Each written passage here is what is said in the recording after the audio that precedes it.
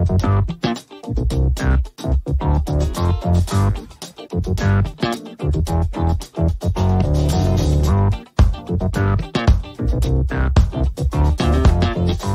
folks, and welcome to the Daily Ratings Podcast.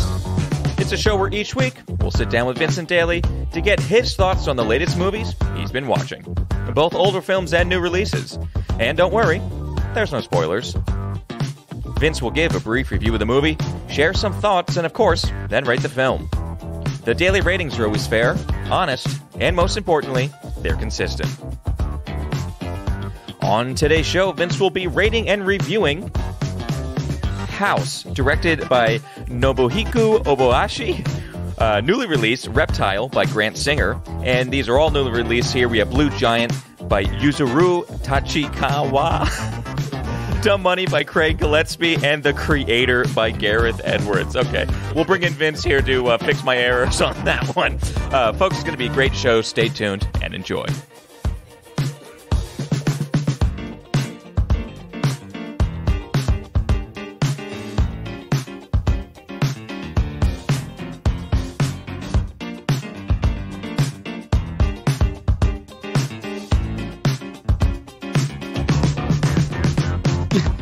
Mr. Vincent Daly. He's laughing. Japan's native Tom Record. You know, I rehearsed before you got here, and then I usually reverse right before we click go. Right. But I feel you. Nobuhiko. Yep. Obayashi. Yeah, I love Obayashi, that. That's great. Right, and then we have. I had to break up. Yuzuru. Yeah. Tachikawa. Tachikawa. Yeah. Okay, well, boy, Listen. After the Godzilla episode, I mean, it's just all downhill from here, I guess. Yeah, any points that we've earned through the Godzilla episode are now gone. It's great to be back with you. I break them up phonetically in my notes as well. Oh, really? So, yeah. I just freaking go for it. Half the time I can't even read the handwriting. It is good to be back, Tom. Yeah. How are you? I'm doing well. It was a good trip out west there for a couple of weeks. That's great. And you were busy watching movies still. We posted, again, the Godzilla special. It seems like people are really liking it, which is good. Yep. We had a lot of engagement with it. Yep. And it was fun for me to go back and even give it a listen. Yeah. And I just, like we've experienced with specials, I just like producing at a higher quality, research projects and stuff like that. And it was a doozy. Yeah, exactly. And also, there is definitely a degree there. I'm happy it's done. I'm happy we just got it out because I'm kind of done with it. So definitely a great episode. People, if you haven't listened to that one, go ahead and give it a listen, or just go ahead and play around, search around, because it's a big episode. Oh, sure, but yeah. It's great to be back here. And we're not back with one new movie. It's 4 new movies. Yep. And some of these are digital release, like Reptile is getting a lot of buzz on Netflix, so it's good that we're covering that. Sure. The one I'm most excited for is Reptile, actually. Oh, really? I almost sat down and listened, try to watch it, but I was actually kind of curious to see what your thoughts on it were. Interesting, okay. But I like the list because it's a big variation, too. Yeah, we're all over the map on this one. Probably most all over the map for the first slot as well. Yeah, obviously this one I was not expecting at all. I can't imagine it's on many people's radar. So let's get into the episode right away. We're jumping back to 1977, Vin. It's just called House. Original title Hausu. Yep. And why this film? Get into it a little bit, and also how'd you like it? Sure. So let me start with saying that this movie has been on my radar for a while. Okay. In looking for a single slot horror this week, I would say by no means was this a perfect match. In no way was it a good for that single slot, especially because I didn't really love this movie either. Okay. All right. But it's something that I was very excited to give a shot for, just how truly insane I heard this movie was. And not to mention one of the coolest posters around. I mean, I was happy it's cool. to cover this just so that we have that poster on the site, because it's a cool looking movie at least. I hope I get it on the site then soon. A little slow. Yeah. It's definitely very cool. And this was on your list for like years? Or okay, gotcha. I have kind of a remnants of other Japanese horror that most likely probably not going to get to. Okay. Also, after seeing this, don't know if I'm excited to get to either. There's a good group of these kind of spirit stories in Japanese horror at the Okay. time in the late 60s and the 70s. The late 60s also is not a golden era of Japanese film, but it's where there's a little bit of a boom, obviously, on the back of Kurosawa films. So, Oh, okay. All right. So it wasn't because of director or anything like No. that. It was just straight. It's in this pocket of this weird genre at Japan at this time. Absolutely. Okay. My hope here, folks, was that I didn't encounter what I felt last year watching the best way I can describe it, the boldly off-putting Possession from 1981. Going back to that review, it was a movie that I adored and I thought was very scary, but it was so grating in its horror delivery that it really hurt the experience and, in turn, the rating as well. This is certainly similar in its art house horror vibe, folks, and honestly, nothing comes close to this movie for comparison's sake. I mean, this movie is out there. Okay. Yeah, this is... I like it. I mean, I would say the closest thing that I could maybe recommend is that it's like Raimi's original Evil Dead trilogy, that camp and kind of a goofiness is paired side by side with the horror. Okay. And a lot of emphasis on practical effects as well. Hell, go back to those reviews. I wasn't too big of a fan of the original Evil Dead trilogy either. Yes. So. To the chagrin of some. Yeah, exactly. So, in House, we follow a group of carefree Japanese schoolgirls going to the countryside on a summer vacation. Each have cute names such as Melody, Sweet, Fantasy, but also confusing names like Mac. Mac? I'm not really sure what that's about. Our lead, Gorgeous, is searching for her aunt's house after news of her having a new stepmom, but once they find her, this fun girls' trip flips into a hellish ghost story. This isolated house is filled with yokai, strange Japanese spirits that torment the girls into insanity and feed off of that malicious desire. Insanity is really the way to go about this. This feels like... I don't know. I didn't do too much research into the inspiration for this, but it feels like a Japanese director saw Shining and wanted to pair it or do stylistically this kind of madness horror and pair it with these Japanese folklore type of spirits in this house. And is it just so chaotic because it's a whole group of characters, a whole group of just teenage girls trapped in a small house, presumably? Yes, it's that and probably a good 5 other things. Is how chaotic it is. I would say the start of this film is deceptively sweet. This is where it kind of lives in this camp or this almost intentional parody. It's like cotton candy laced with poison. That's how I would describe House. Okay. So I love it. Love the food reference. Yeah. I didn't even realize it was another food reference. Like I said, all 7 of these girls have nicknames that are cheesy. There are these cheesy kung fu sequences, and honestly, none of them are good. Okay. And if it's not clear yet, this movie bathes in an intentional camp to contrast the scares. This is where my Evil Dead comparison comes into play, because it's not necessarily trying to be comedic, but it's definitely trying to be goofy, and it's definitely trying to shock the audience by preparing you with this bubblegum sweet schoolgirls, Japanese, they're all in uniforms, stereotypicalness to it, and then suddenly switch on a horror vibe to it. But it's leaning into itself. It's aware of being scary but ridiculous at the same time. It doesn't think it's serious. No, and I think it is self-aware. Okay. I can't be for sure, Yeah. just because...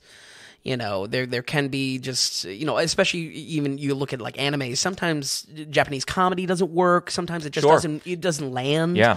At least for kind of Western audiences. But here I think there is an intentionality to it. So fair warning, folks. I mean, like I said, not a huge fan of this film, but this film is very silly at times, even when the horror is clocked up. So if camp isn't your thing, this is a total no-go. What surprised me, though, is how creative some of that camp was, enough that I could actually enjoy it slightly. Like I mentioned in the Godzilla reviews, that old Japanese films kind of stylistically are 5 to 10 years behind, and that, let me tell you, that 100% stands up here. This feels so 60s, it hurts, especially in music and effects. Some of that, like I said, is intentional to achieve this schoolgirl bubblegum vibe to it that they will eventually throw into a meat grinder. But it's also in how it takes risk in filmmaking. And I can't say I enjoyed all of the tricks, but the film is constantly doing something different. And I found that very interesting. There's almost not a single repeat type of scare in the film. Okay. It's almost like once and done constantly. It's a barrage for that reason, but very interesting as far as a horror coming out in 1977. Nothing this bold I've found. Okay, that's good that you're finding it bold and not just like, wow, this guy was just trying to throw spaghetti on the wall and see which one sticks. Maybe a little bit of that. Maybe a little bit of that. Just how I described it as art house horror, I think that is going to help folks at home decide if this is for them. If they like maybe going for something a little bit more experimental. And if there is a reason to watch this, it's because it is psychedelic horror with a heavy emphasis on psych. I mean, this is deep in its style. The amount of variation in editing styles and story presentation is vast. I mean, I'm talking even within the first 30 minutes of this film. Okay. Before any quote-unquote real scares come, you see such a wide range of visual tricks, audio tricks, playing with the speed of the footage, manipulating the frame, and countless other effects, and it never stops with so much being experimented on film. So there's a respect that I have for that, and it just kind of shows that the goal of this film, like The Shining, is kind of to attack the sanity in a horror way. Okay. Does that make sense? Yeah, and I can see how it's setting itself up for success with all these broad things you're putting on it. Can be successful and really good. In implementation in 77 in Japan. Exactly. Yeah. A big area of that is the production, without a doubt. Sadly, that production chopped away at the potential scary moments of the film. And, these rapid-fire shifts in tone and style, it made for an extremely unique horror. But I feel it's something that it was almost too bold for its own good. If this had modern VFX, if this had maybe a little bit more decent of a budget, I feel like a concept like this could really be amazing. Yeah. But just not, it's crazy. Not the time. Yeah. This is, weird in the most Japanese way possible. And while that isn't always super scary, it does attack the sanity directly as you watch it. And I can confidently say this is, one of a kind for that reason. Folks, beyond any comparison, House serves as a challenge this horror season, and probably for only the most die-hard horror fanatics. I'll say if you enjoy Italian horror of the 70s, or possibly just want to see how out there this gets, this lands as an interesting watch, but one I won't be returning to. We're going to go ahead and give House 1977 a 59. Okay, 59. Wow, all right. Well, it's above the 50s there. Yeah, I think it earns something. A slight spotlight, but not. I wouldn't really call it like good. Okay, so. Very particular for the right person. I bet this hits, because you said this has a huge cult following, right? Maybe not huge, but I mean, like Criterion picked it up even. Okay, all right. So it's got something. Yeah. There's a specific genre. This fits with a very select few people. Yeah. Psychedelic horror. What else you could put in that? All right, Vin. Well, I think that means right away we got to go into our producer segment, just because we have four new releases, which I think is just awesome. So we have two producers coming in here over the past 2 weeks, Vin, and they're both executive producers because they're both giving you a movie ticket. Oh, look at that. At $11.75. Wonderful. I'm glad that's successful. I'm glad that people are vibing with that. Yeah, I'm glad I eventually thought of the idea. Like, where was it for the past year and a half? But we'll start with Maxwell Farnsworth. Came in and actually donated on Venmo, and he did $12, but he meant it for it to be a movie ticket. So, Max, we thank you so much. I didn't get a note from Max. Oh, really? Yeah, so Farnsworth, if you want, you can do an email to us, tom.vin@thedailyratings.com. Yeah, absolutely. And write in a note, and we'll read it next week and everything like that. Absolutely, happy to. Give your love, give your hate. That's all. It's all good. But thank you so much for that movie ticket. And then, of course, also giving you a movie ticket this week is Matt D. coming in again. So, Matt D. wrote, great job on the Godzilla special. Hard work, well done. You deserve some money for that.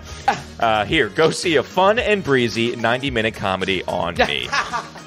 Thank you. Yeah, seriously. We'll have to get back to Pineapple Express at some point. So, yeah. Matt, thank you so much, man. You continue to produce and be producer of the Daily Ratings, and no knives are out. He comes in peace. We have a bunch of white flags waving. This is fantastic. Matt and Max, thank you guys so much. You are producers of the Daily Ratings, and it's just a credit to your name. Max is a new producer. We haven't had him before, so it's awesome to have him aboard kind of the Daily Ratings family. Absolutely. A producer of the Daily Ratings. So, folks, if you're wondering what's going on here and what kind of model we're going off of, it's a value for value model. So, for instance, this episode, in the past couple of weeks, Max and Matt have gotten value from what we're doing here on the podcast or the site or the newsletter, although the newsletter hadn't gone out in the past 2 weeks.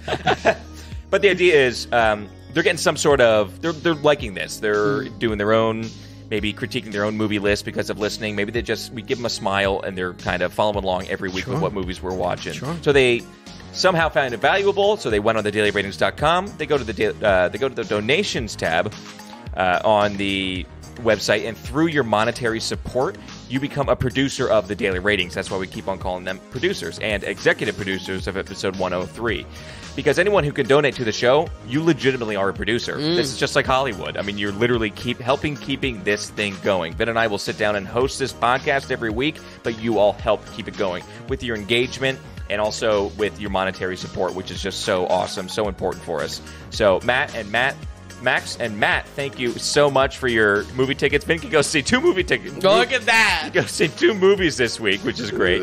Thank you guys so much. And you are now producers, like I said, episode 103 of the Daily Ratings. All right, Ben. So with that, let's keep things going. We're going to start with, on the Netflix side of things, this is a new movie with Justin Timberlake, with our boy Benicio. This is called Reptile. This is directed by Grant Singer. And first, have we run into Grant Singer before? No. Okay. He comes from a music video background, actually. Which I'm always open to. Yeah, that does happen. Yeah, like David Fincher, classic example. Elton Brown, yeah, absolutely. Okay, so we have Reptile, directed by Grant Singer. Special. It's announced. It's locked in, folks. Reptile, man, how was it? Like I said, I was pretty interested in this one. Sure. I think this was getting a lot of buzz. It's been a while since we've checked in with Netflix, and what do you know? They have some big releases coming up on my radar. We have The Pain Hustlers later this month. Speaking of David Fincher, he has The Killer in November. Very excited for that. That's also absolutely Michael Fassbender. Looks very cool. And in December, we get both what I'm calling the pre-controversial Maestro that has already had a controversy on Bradley Cooper. If I want to be really conspiratory with that, I think it's for pre-hype for the movie. But okay, yeah. I like that. I like that angle, man. You like that angle? Always looking for angles. What's going on? And of course, in December as well, we get Zack Snyder's much-anticipated sci-fi epic Rebel Moon, which we'll see if Snyder can pull it off. So, yeah, we will see. Yeah. So why would I want to spend more time with Netflix than I have to? Well, Reptile caught my eye. It's self-described as a neo-noir. It's got Del Toro. And I think I was willing to give Timberlake a shot. I would, yeah. Yeah, kind of chasing Social Network vibes with it. Yeah, because we haven't, the past few things that came out with him, we haven't watched too much. Yeah. Because he has been in stuff. He was in that one where he plays a Southern guy. I forget even what the premise is. Yeah, but that was probably one of his biggest ones. Wish I had the name of it. But we've kind of haven't seen him since the Social Network, I would say. Sure. And honestly, I think most surprising of all, folks, is this was immediately getting hate online. And I was kind of morbidly excited to check out why. Was this why this was on your radar, Tom? Or no, this was because I kind of just wanted to watch it. I read a little bit about it, and I was just like, this might work. And you give me a thriller in Benicio del Toro. Sure. And I'm there for at least something. Yeah. You know what I mean? Absolutely. Palmer was the film where he plays like a dad or something like that. Okay, apparently wasn't on anybody's radar too much. Yeah, not to give away the goat, but Timberlake wasn't great in this.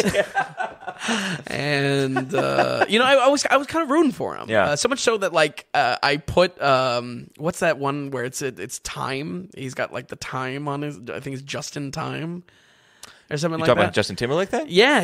He was in a sci-fi movie mid 2010s or some. Oh, really? Some shit like that. Yeah. It landed on We're my not list. up on our Timberlake, yeah, are we? No, definitely not. He was great in that music video with Chris Stapleton. Yeah, so this is the directorial debut for Grant Singer, a seasoned music video director with some seriously iconic work working with The Weeknd under his belt. Okay. He did like the Hills music video and whatnot, which I feel like is a little bit of a standout in the music video space. Visually, I think this is slick enough to earn its neo-noir stamp, but I found Grant to be lacking in almost every other department.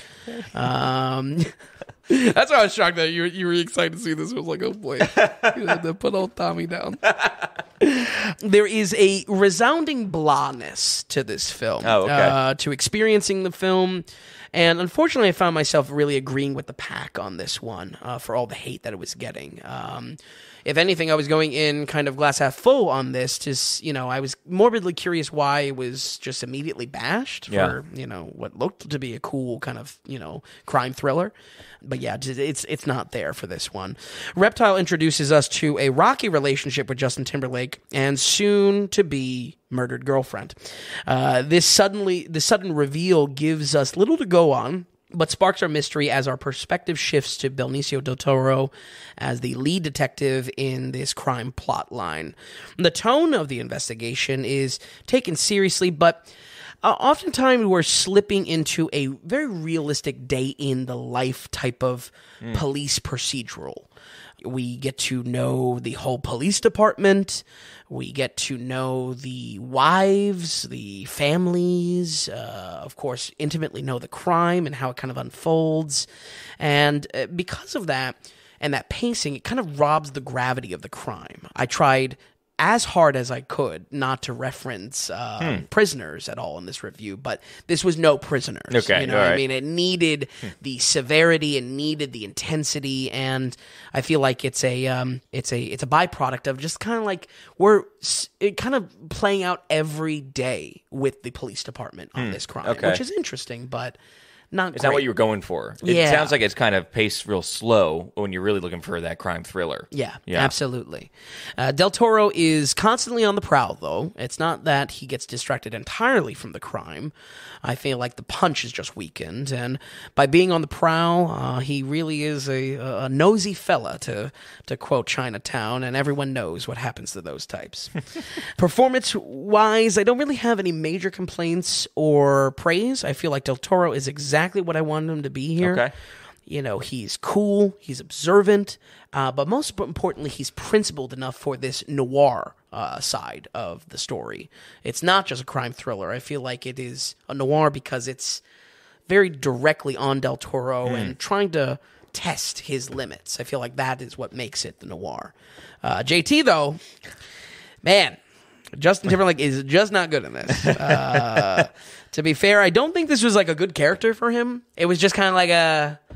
Is he's like the partner or side cop? No, he's the main suspect in the murder of his girlfriend. So, we don't really get anything menacing out of him. If anything, because there are many red herrings in this.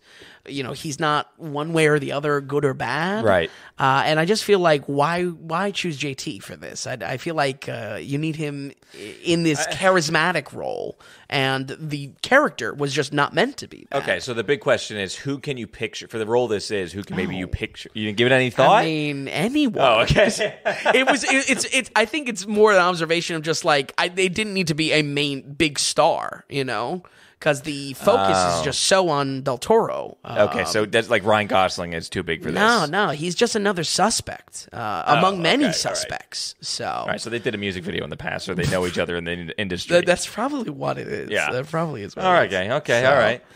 But yeah, I'm not. Those are minor picks. I just think it's a miscast. Not really, not really great. It is a long movie. It's 2 hours and 14 minutes. It feels like a long movie. Another tempting critique to try to avoid of trim the fat on this one. So I would say the big issues with the films that are many scenes have seemingly no purpose. Many times they pop up to create kind of a cynical tone or a sly joke, but all of these moments fall short. There are also these moments that we're introduced to the other cops, and it pulls focus too often. Certainly these moments give the story personality, but I hate to say, I don't think a single one really worked for me. Not charming, funny, badass, or otherwise. Okay. They feel very awkward. The movie also fails in its attempt at rule of cool. You look at Del Toro, he's got a mustache, he's got a leather jacket. I mean, He's got an earring. Right. I'm not sure about the earring working for him. I don't know. I think it was a good vibe. it. Yeah, I was digging the earring. But, I feel like it was almost like, oh, yeah, it's going to be a cool movie. Right. It fails a little bit because that pacing is just too slow and it gets distracted. It's side tangents in this movie, and that 100% plays into the runtime. I was really hoping for like a Sicario vibe out of this. Yeah, I know. Yeah. And maybe... well, no, it's not like Sicario. Okay. I wish it was brutal like Sicario. I wish it was brutal like Prisoners, but no. No. I guess the through line is Denny. Yeah, I just want Denny to direct everything. The case unfolds day by day, like I said, so we have a lot of time to unpack the lives of everyone's involved. But there will be these weird breaks in tension that there's just so much time hanging around, and almost like the film has nothing else to do. This is absolutely at its worst in mindless chatter around the case, tying back to these pointless scenes that I mentioned, betting on who the killer is around the office, idle gossip between the wives running around the group. You'd think that these scenes are maybe designed to show a kind of cynicalness of the crime itself. We've been there, done that, another one. I don't see the point in any of these scenes. They're not really funny. They don't build any kind of tension. It just feels like really wasted time on it. It's like the director is really trying to do that, the day in the life of a cop or the cop's family kind of deal. Absolutely. Detective's family. Which it does, but... but when you're in a thriller, you want to move. Exactly. You want to move with your detective and basically kind of stay cost. sharp. Yeah, it's at the cost of that lethality to the crime itself, which, that needs to be on the pedestal. Right. That's the most of all.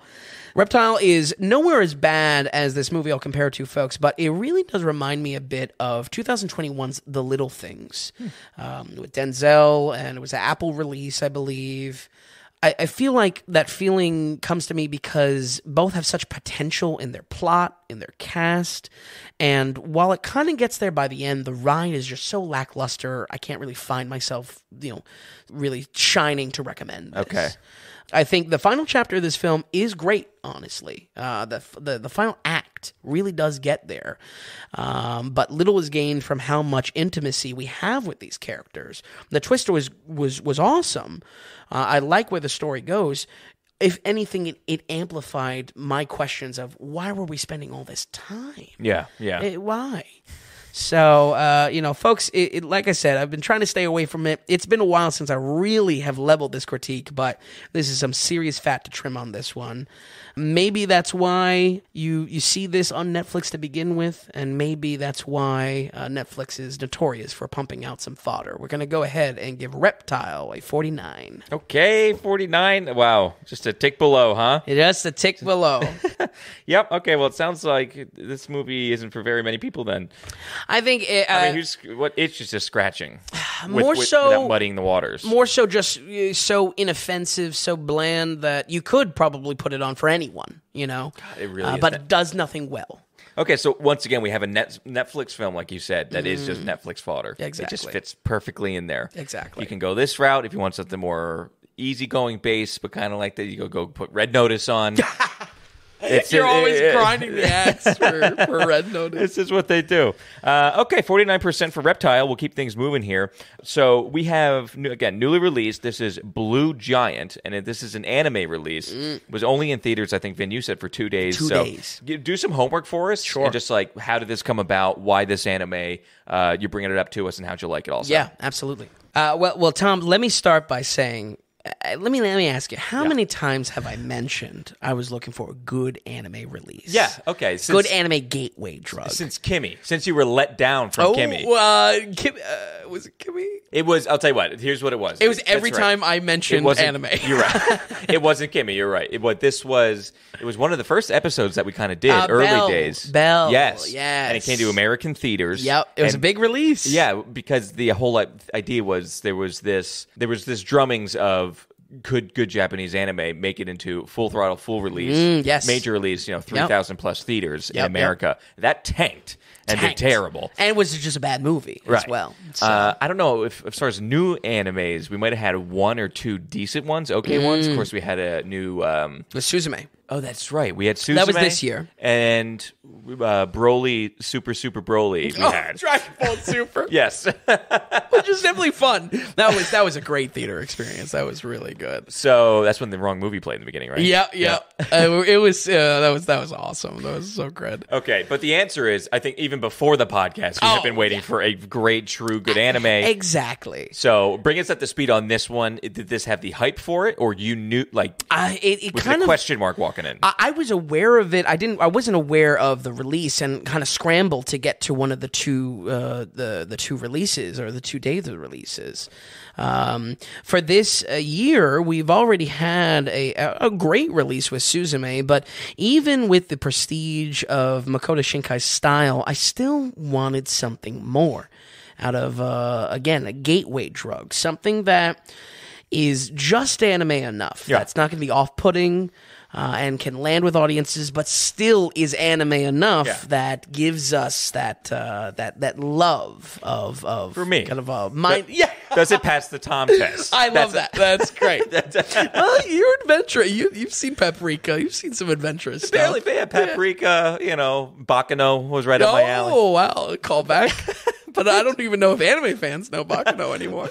But it's true. I am very difficult with anime. Yeah. I tried to get into it at one point. Yeah. And I ended up just kept on falling asleep.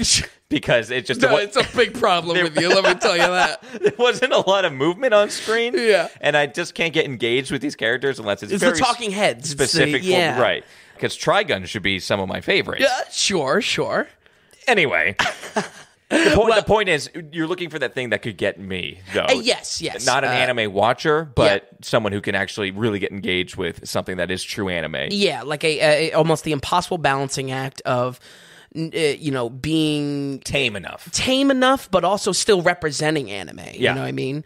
And let me tell you, finally, that itch has been scratched. Okay, all right. Blue Giant is a fantastic movie, and with no strings to any series homework that you would have to watch beforehand, is a fabulous film for anyone to jump into. Wow, okay. The only thing that is a knock against it is honestly this release window. It's already done. October 8th and 9th was the only days that it was in theater. So, or at least in the States. So when it comes down to it, unfortunately, we are going to have to wait a little bit, but it is worth the wait, folks. Okay. Our director here is a huge favorite of mine, Yuzuru Tachikawa. See, I messed it up. Tachikawa. An absolute powerhouse director for some time now. I would say most notably his 2013 short film Death Billiards snapped my attention to his career, and quickly he grew working with one of the biggest manga authors, that's his name, is just One, on the phenomenal series Mob Psycho 100. These two titles are without a doubt a blanket recommendation from me, folks, and I'm happy to add this film to that list. Okay, all right. Tachikawa is a fantastic director, and I can only hope he does more features like this.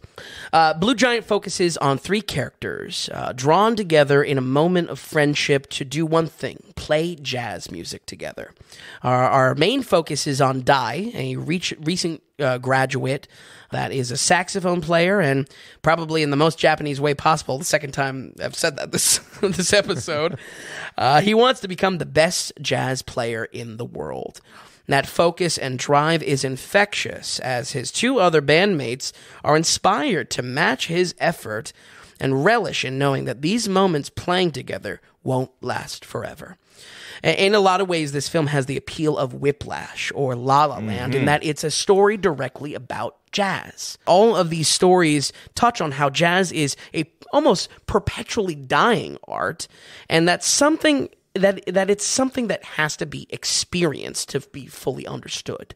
You have to experience it firsthand. You have to experience it live. Mm-hmm. I'm happy to say Blue Giant is in that small little nebula of movies that do that topic of jazz justice. I mean, it's a very small topic. I really like that compilation, actually. Right. You should put that on the site. Yeah. Because some of these films are so good. Oh, absolutely. Yeah. Absolutely. Especially Whiplash and La La Land. Yeah, absolutely. 100%. I would call this story a Kaizen story, which in essence is just striving to get better every day. Day by day, trying to get better with yourself, putting yourself towards a focus. This type of character arc is present in a lot of Japanese anime. And in lesser hands could be annoying in its portrayal, but Tachikawa has already refined this formula in his previous works. And part of why I feel so strongly about this being a great gateway drug is because it shows that kind of anime stereotypical blazing determination to conquer the world or by any means. In characters of this medium, that can be good or bad. Sometimes that itself can be kind of an off-putting character depiction or character arc when you're watching lesser animes. While here, it's still pairing it with a realistic drama, still pairing it to musicians playing jazz, and I feel like that match is palatable for anyone to watch. It seems really grounded in reality, even though it's an animation, essentially. Absolutely. Yeah, very grounded. Absolutely. And even something that, we talked about in the Shinkai episode, how these are almost like family-friendly safe movies. Yeah. I feel there's a similar line here. I wouldn't call it family-friendly in the sense that, what kid's going to understand jazz? Or, you know what I mean?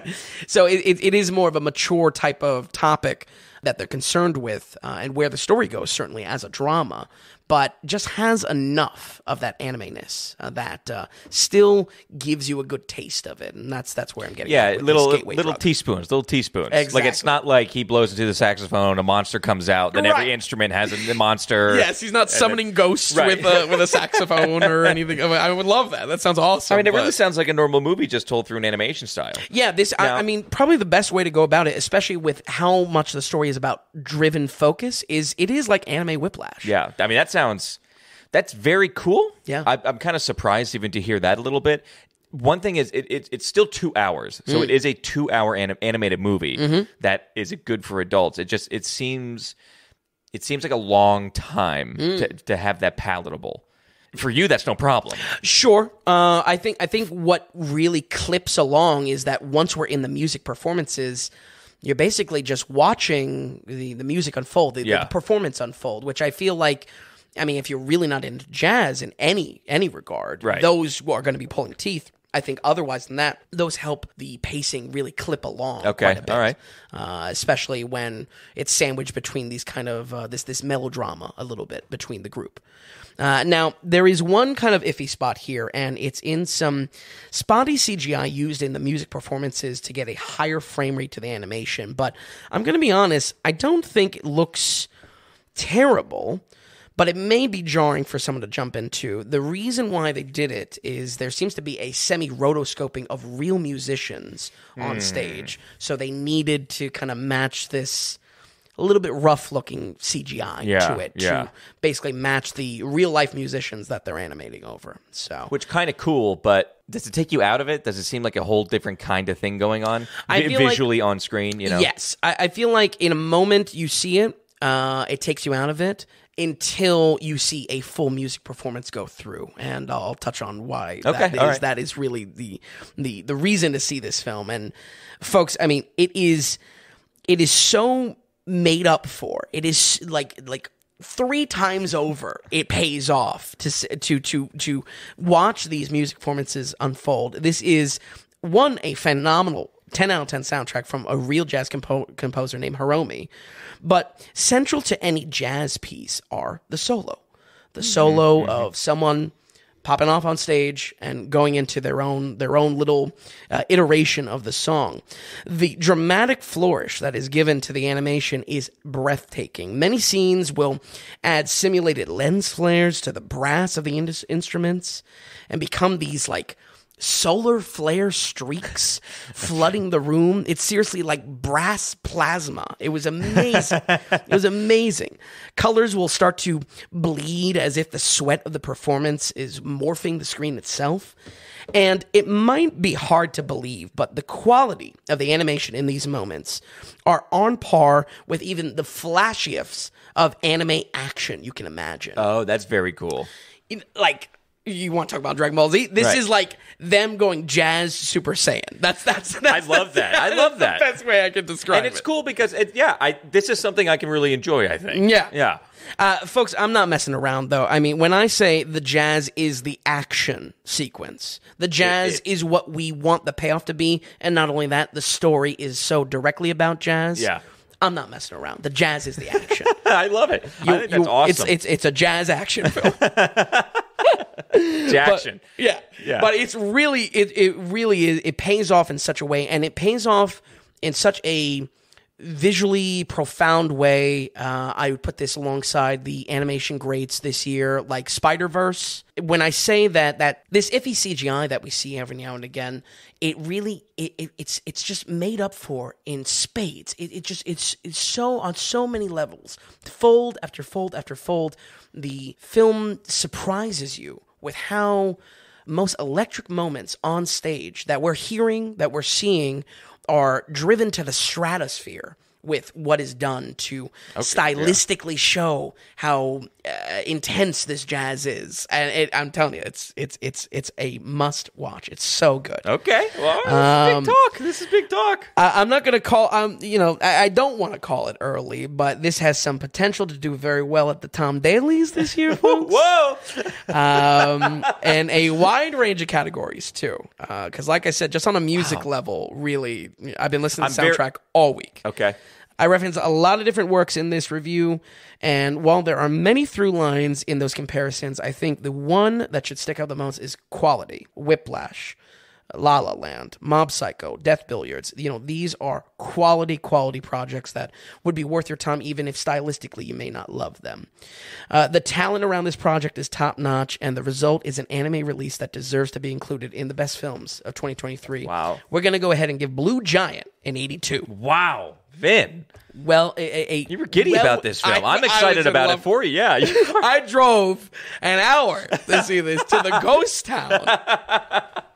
But no, it really was phenomenal. Wow, 82 is a big anime score. Yeah, and I think I'm just so in love with it because it's one of those great anime features that just has no ties to a series. There's no homework you got to do. That's so huge. Yeah. So many of these animes that even people say are great, you're 3 movies in, or you're based off the show, or the 100 character episodes. is from it. Yeah, exactly. And it's just too much to ask from. I mean, if you really like it, that's one thing, but as far as a recommendation, this when you just want to watch a movie like I do, that excites me. And very much like you said, if we're talking about a Whiplash, and you know very much how much I love that. I love that movie. Yep.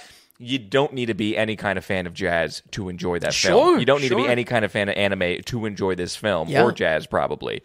I think that's really cool. Uniquely, I have to see it now because you're quite giddy about these action scenes. Jazz action. Because it's not just I'm picturing like the Magic School Bus. It's a rainbow comes out. All right.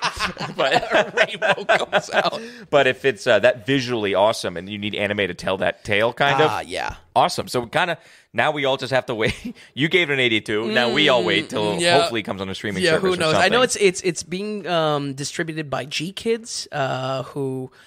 They do a lot of stuff, but hopefully, bottom line, it'll come to a digital release sooner rather than later. Because this was definitely worth your time. Or maybe even to rent it on Amazon or something like that. Right. Some sort of non-theater release. Okay, folks, big surprise, 82 for Blue Giant. Don't sleep on it. And it sounds like we'll be talking about it later in the year anyway.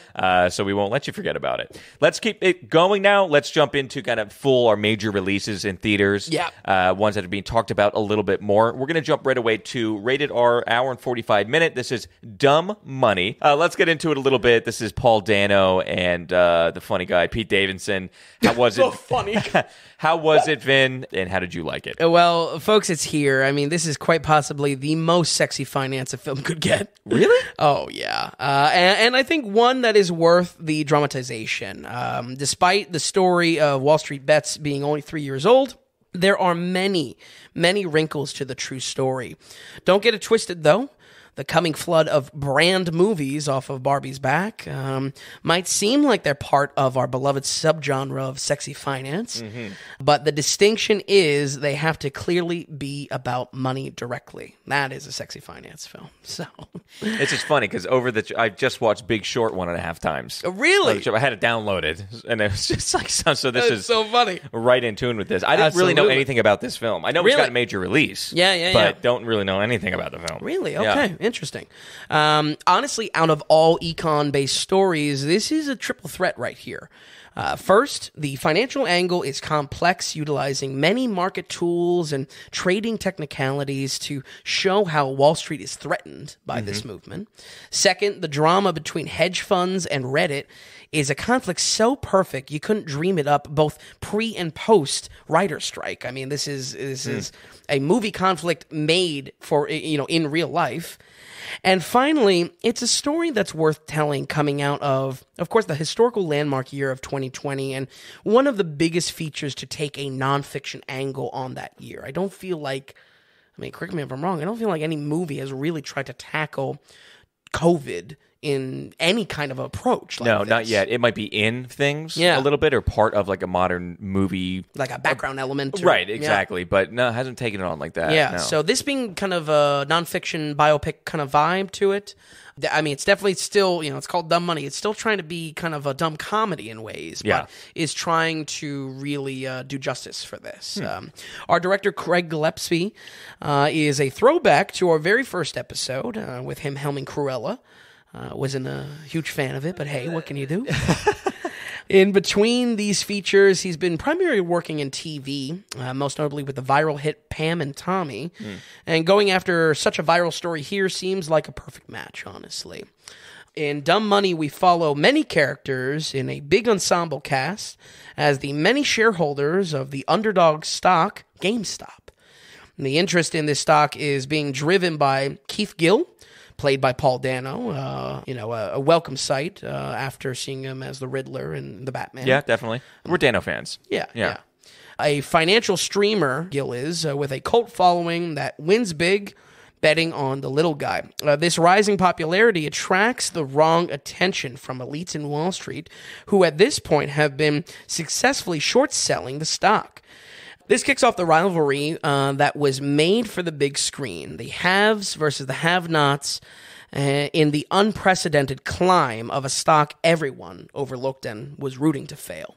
I would say the biggest success this film achieves is in its authenticity of its online depiction, or at least in a way that it didn't make me cringe. It didn't like. That's good. They're trying to, this. It kind of. However old the director is, he's trying to, have internet slang and whatnot. Right. It achieved an authenticity there. That's good. I feel like it would be difficult. I don't know. I'm surprised so soon that this film was coming out because sure. Just talking about it, I bet people remember it, the whole GameStop thing, what happened. But it was like a weeks long thing, and then it kind of came and went, and that's it. I don't even know if it was movie worthy, and to have it so soon, it's been 2.5 years, 3 years. It's fast to have this film. Sure. But they're doing it in a slick or sly way, something that can do it tastefully or bring you information that's not eye rolly. All props. I wouldn't say it's tasteful because you got to understand the characters who are involved are Redditors. These are online personalities, so there is a almost intentional trashiness to some of that, but it's also true to life.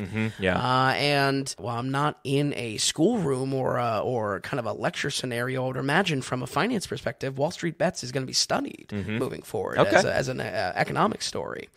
This was the most important aspect, though, this authenticity, this online authenticity, for getting this film correct. Because while the Reddit culture, like I said, not really tasteful, it's true to the screw the 1% type of mindset that fueled this opposition. Also, out of this storm of events that happened during COVID, this has to be one of the more interesting and dynamic. It allows for background elements to tell an authentic story as well. Characters are nurses, Grubhub drivers, constantly TikTok and face masks are brought up. Memes like diamond hands and stonks. These are things that very much happened in the moment. And having to tell them with a straight face, or at least some authenticity, is important to sell the entire idea of the story. And all of these elements are able to shine as little pieces in the story without outstaying their welcome. The areas I have beef with the film is all in presentation, and honestly, a flashback to that Corella review, believe it or not. This has total Forrest Gump syndrome in how the music is done. Any chance you get. Any chance. Throwing out every pop song during the time possible. I just don't think that's the way to do the soundtrack. And TikTok and social media content is displayed very boringly in kind of a edited montage with plenty of black spaces on screen, which I feel continues to be a challenge for filmmakers stumbling when presenting vertical footage. Yeah. We haven't talked about it in a while. It's honestly kind of leveled out, but presenting texting on screen was something that I was very interested in earlier episodes in the podcast, and I feel like a similar evolution needs to happen with vertical footage and how it's presented on screen, and it's definitely not something like Missing, like we covered earlier this year, or something like that. That's a great point. Missing, that was, at least they did interesting things. Sure. They're going to keep that going. It's funny you bring up the texting thing. That's so relatable, where there's that thing where everyone was trying to have their own style of showing texting on screen. I think people loved it with House of Cards really did a good thing, and then people just ran with that for about a year and a half or 2 years. Some people don't do it, surprisingly, which I don't understand. But that's an excellent point to make where that matters. It's on the back of your mind if you're sitting there watching the film. Yeah. I'm not saying that it's more than a nitpick, because it is just showing the real, social media type of content. But I feel like for me, I see it as a struggle for a lot of filmmakers, and the tricks, the editing tricks, the montage that is done is all very plain, very inspirationless. Okay. So definitely looking for a trendsetter here. But above all that, folks, I really did like this movie because this has a focus on real market data and the crucial players that are required for telling the story, like the company Robinhood. I walked away with appreciating the effort they put into the true story of this economic market sexy finance story. Yeah. The fact that GameStop's performance during this time mimics and also resembles a typical 3-act story structure is almost unbelievable. That's what I'm saying. Like, writers couldn't dream this up. This was real. It literally looks like a 3-act structure when you look at the GameStop performance. So, you look at other films in this subgenre like 2015's The Big Short, that you're well familiar with. Yeah. And they have to bring in Margot Robbie naked in a bathtub to deliver its financial storytelling. Yeah. In this film, that's not even a concern because of how the dramatic events unfold and realistically unfolded in the real world. And personally, I think that is the fine line that grants this story its right to be told and its right to be in a sexy finance genre. We're going to go ahead and give Dumb Money a 74. Wow. Okay. Good week. 74. I'm just shocked by this. It really was not on my radar at all. I barely knew anything about it. And I just think it's very difficult to take finance with that and try to put it in bite-sized pieces that people can really take it, understand it, and then move on with the film. Sure. I kind of like what Adam McKay did. I don't know.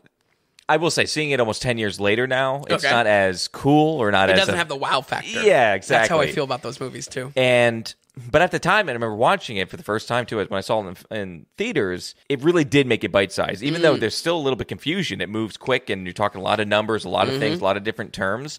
I like that. And if these guys are doing it out of nowhere, and it's kind of impressive when you're talking about big things or terms that most people don't know. Sure. I don't know. I love that. I really like sexy finance, and when it's broken down well, right. it's cool. It's I like podcast favorite. Yeah, it is.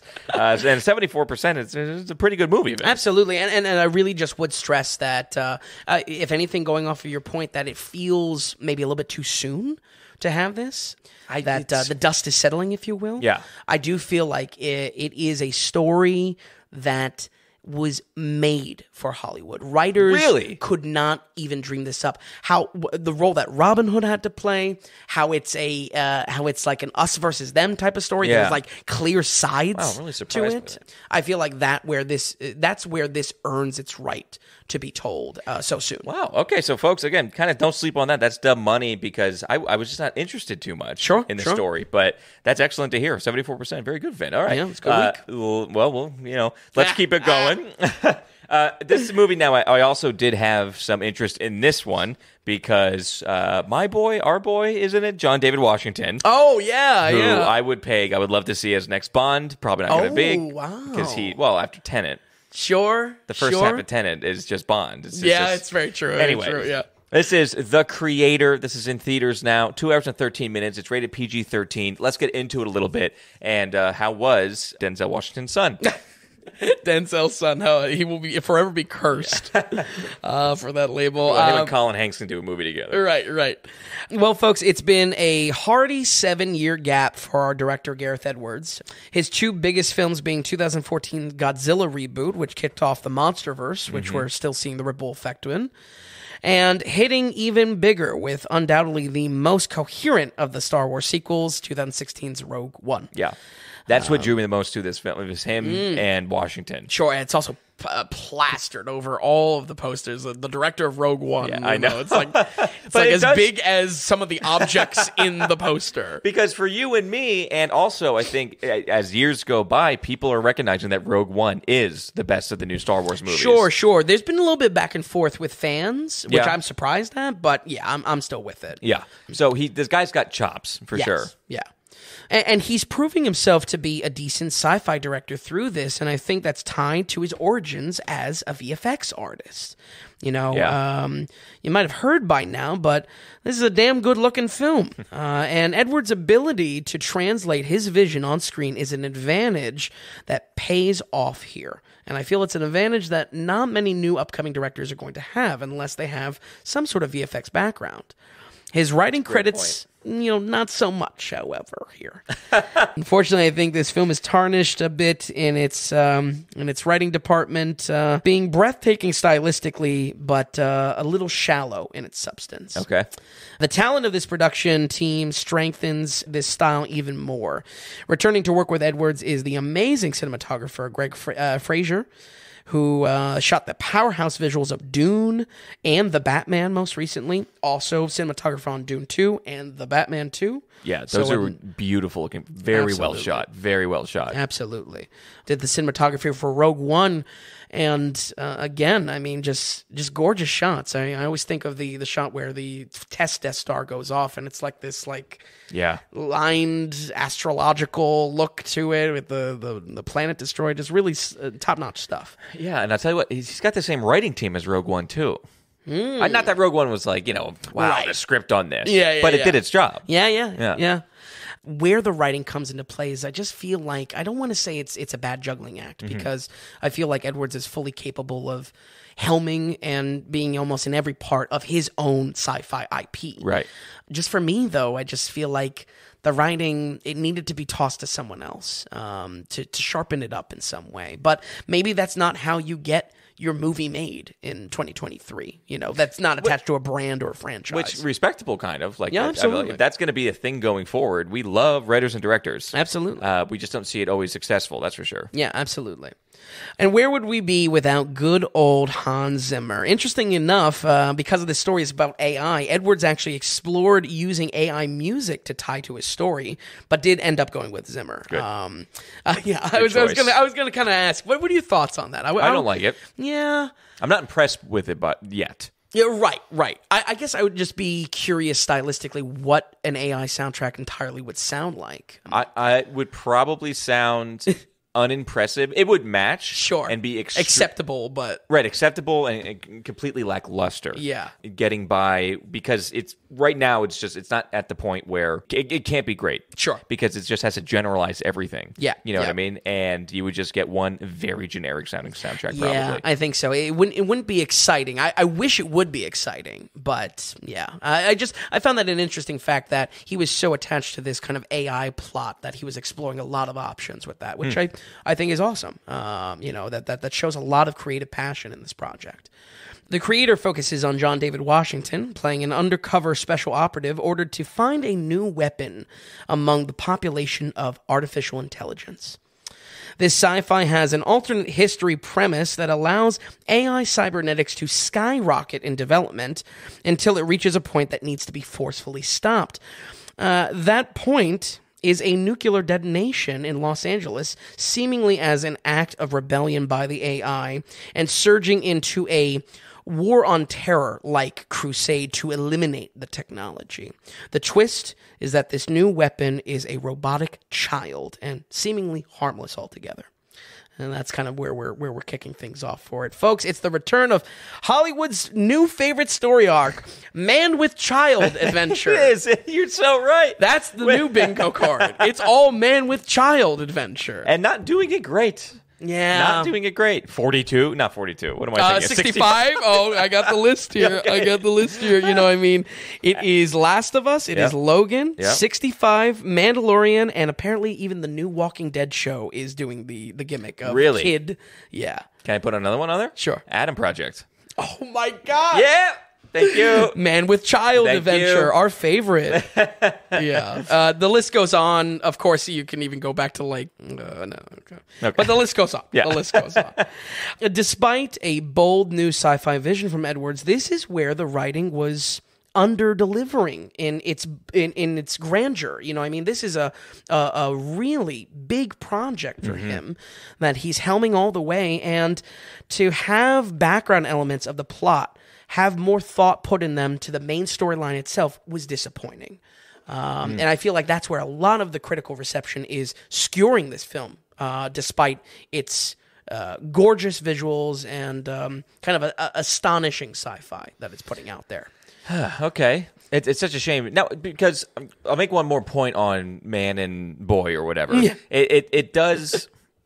Those could be great films. Yep. Those could be really great films. And if it's being done a bunch, it's okay if we have some nuggets in there. Sure. But I don't feel like this genre has not been hitting of late. I think it's diminishing returns. You think? Yeah. I feel like people are getting sick of it a little bit. I wonder what we could go back and see what was kind of last great one, you know? I mean, maybe... Well, I mean, I think TV-wise would probably be Last of Us TV, but...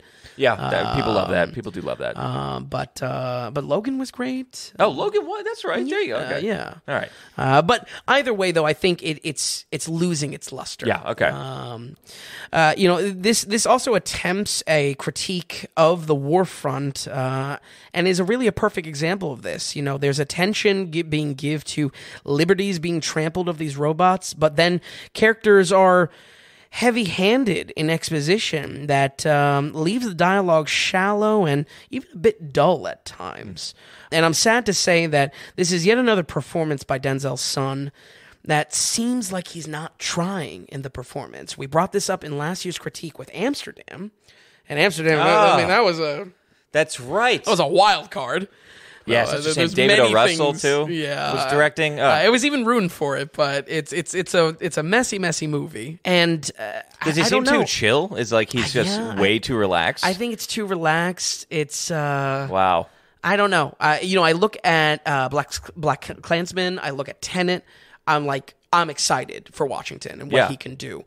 Lately, though, I'm not about it. All right. Yeah, I feel like it's just he's not trying. That's weird. Is he too cool? Yeah, or maybe. Is it just, or he's just straight up maybe not trying. The excuse of rule of cool. Because I want him to succeed. Yeah, I I'm with loved him in Tenet so much. I want absolutely. I would be.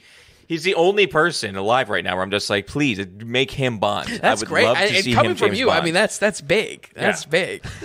I mean, probably every Bond fan has their own, their own short list, but very opinionated group. But yeah, I'm right there with you, and I that's why there is a disappointing note to this. Yeah. So I'm happy to say though that the visual design that fills the screen is a feast for the eyes, folks. It really makes up for it.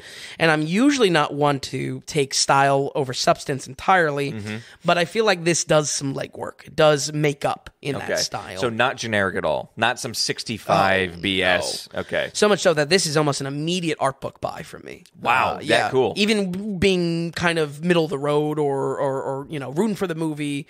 His visuals, his VFX background is just that good. Yeah. Cool. And the team that he pulls on for this is amazing. This is an excellent blend of cyberpunk aesthetics and capturing kind of a growing discipline in art of industrial fiction design. You'll see this with a lot of mechs, just a lot of robotic design. Also, plenty of inspiration taken from the anime and video game space, which I feel like, again, is just a wonderful blend of styles that frankly shocks me that the style alone is not getting the film out there. This is, I believe, very disappointing in the box office. Yeah, it's not doing great. Not a good sign for the newest big sci-fi IP coming out of nowhere and not succeeding then. What does that tell Hollywood? So, definitely. I'm telling you, though, the visual design is breathtaking. The care that is put into the robotics deeply reminds me of 2009's District 9, where there is a storytelling quality embedded within the ambitious visuals. There's a storytelling quality to how these robots move and what are combative and what are utility and what are industrial. And I feel like so much there can be told without any words that it's a shame that what words are said in the movie are like really hand-fisted and like bad writing. Blocky, not good. Yeah. For me, I was hoping the rest of the film would reach those heights to support the design even more. But I'm saying that's not to rob the wonderful visual work here that pound for pound wipes the floor with much larger budgeted CGI efforts. I would say pound for pound, this wipes the floor with anything coming out of the superhero space, both Marvel and DC. Yeah. And at a fraction of the budget. See, this is what I want to highlight this because I don't whether people like sci-fi or not. Sci-fi is so in the air, and it has been, especially like the past 10 years in Hollywood. Sure. It's so difficult to remain fresh and really cool. It's awesome when a movie comes, or even like maybe when we were younger, to see visuals on screen that make you make you gasp, and way more engaged into the picture. We've had such a flooding of futuristic stuff or futuristic dystopian or whatever. You take everything from the shows of Expanse or something like that, the reboots of the Star Treks. Yeah. There's so much sci-fi in the air that if something can stick out like this and actually make you, of all people who are very aware of all the sci-fi going on, to actually be impressed is kind of an impressive thing that a film can do that. Absolutely. And just even if you want to narrow the focus, peer films like 65 this year, A Joke. Yeah. What did you hate on 65? Oh, that freaking compass? Yeah. It looks like you're right. He's like unfolding that battleship game. Yeah. A half of a second of the design on screen in the creator outdoes that entire movie. Give a damn about the ships. Make us feel engaged, like things are cool or real or have a purpose. And just, man, it's amazing how even all the video games now with the cool design. Sure. But to have something stand out is awesome. Yeah. Very cool. Absolutely. So I'll admit, and I think it actually probably came off in the review as well, I was a little jaded watching this because I just really couldn't get behind the writing and some of the character work we interact with.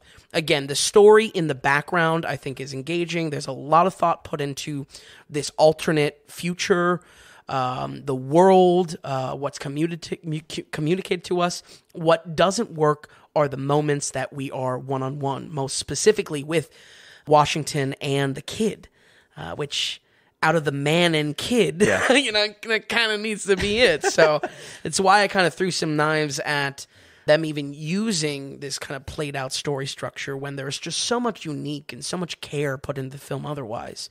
But sitting with this film, I found myself wanting to watch it again. And if anything, just to absorb that rich sci-fi world and support new IPs. I think right now, Gareth Edwards is positioned similarly to the early career of Neil Blomkamp, going back to District 9. And my hope is that the success is able to fuel new and exciting projects that, his creative style can flourish in. We're going to go ahead and give the creator a 70 on the dot. Okay. Wow. Oh. You thought it was going to be worse? I thought it was going to be worse. Yeah, I think I wanted to give it worse. It didn't go.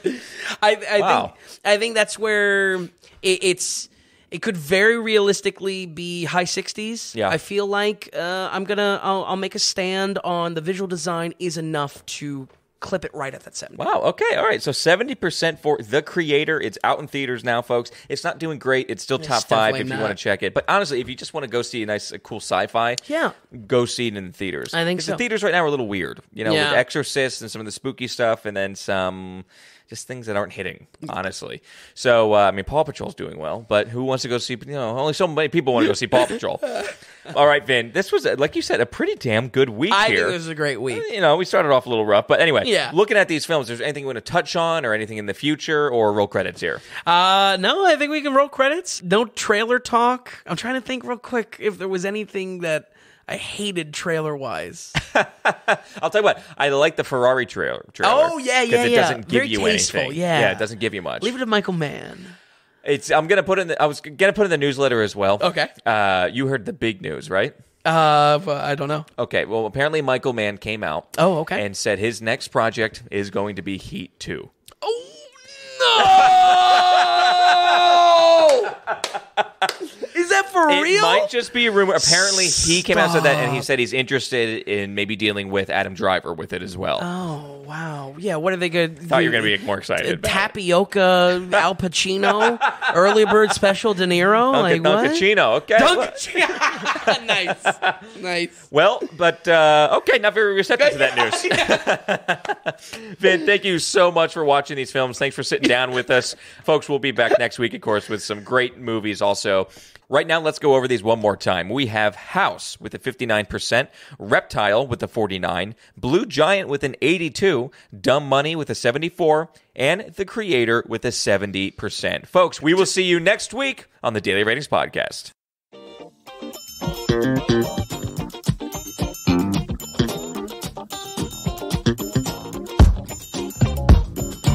Hey, if you enjoyed the podcast, if you would, could you give us a good rating or tell a friend about us?